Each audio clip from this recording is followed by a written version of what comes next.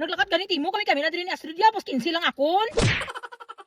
So amo ning hambal ko sa inyo nga diri sa amon sa Australia, ang bote kag ang lata may kwarta. Lata sang soft drinks, alcohol, mga soft drinks sa mga bata, mga Tetra Pak, Yakult, ang mga electrolytes, mayara na siya tisang 10 centavo. So i-check mo lang sa likod sa imong nga bote kung mayara siya kang iba wala man, pero mostly mayara gid. So tapos namon karga, nagluto anay ko sang sabaw para gani medyo makahigop-higop kita no kay ti nag-ubra bala ko medyo kapoy-kapoy gawang lawas, pero as I've always said nga ginahinay-hinay ta na lang ang tanan karon na. Budlay na wala. So si Uncle lang sugat sa mga bata, ako naman malakat na, pero tama-tama lang sa gate namon nasugat anay kami, so ginupod ko na lang si ate para may share man siya gani diri sa baligya namon kabote. Kaya kami nga dani asyo dayawan kapanguha sa mga taklob. O so rewind lang naton sa mga wala nakabalo nga alam mo kami sa mga bote. Kaya ang iban sinigihalin diri sa katrabaho sa nga akon nga bana, ginapadala niya kay Uncle para magpuli sa balay kay kabalo siya nga gapang collect kami. So do mga 3 times gid ang kadamo sa amon mga bote karon ti sa usual namon nagamit.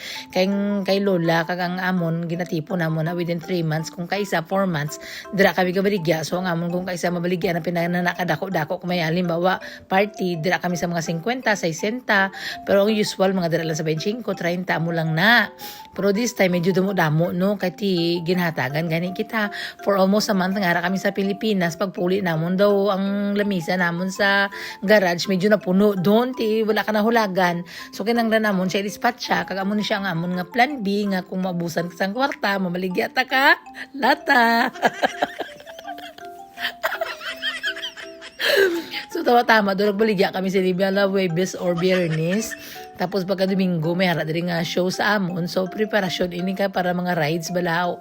So ang baligyan namon te $89.50. So pila na sa Philippine peso.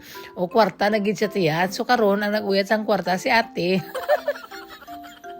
Hati-hation ko na namon sang maayo. Pero si ko hindi ako tanan mauyat sina wala gani nagbulig sini pagpanguha taklob. Ay, amo man tani ning mas nami sa Pilipinas ba kung recycle man bala how every family labi na mga bata matudluan sila nga kung paano bala magbulig maglimpyo sa mga basura at the same time makakwarta man sila. O kay tong pagpuli bala namon last month tibaw ga ugtas ko galantaw ga tinumpok lang mga bote, ang iban ginasunog pa nila tayang kabaho nga daan. So kalain na sa aton nga health, so dapat tani no tani lang bala utan mo bala o di may kwarta kami diri iya sa mga bote do back up plan mo bala wag mga do savings mo man na gihapon labi na sa mga bata mapisa sila mag-collect. At the same time, nakabulig ka mo sa Mother Nature. Oh, charot.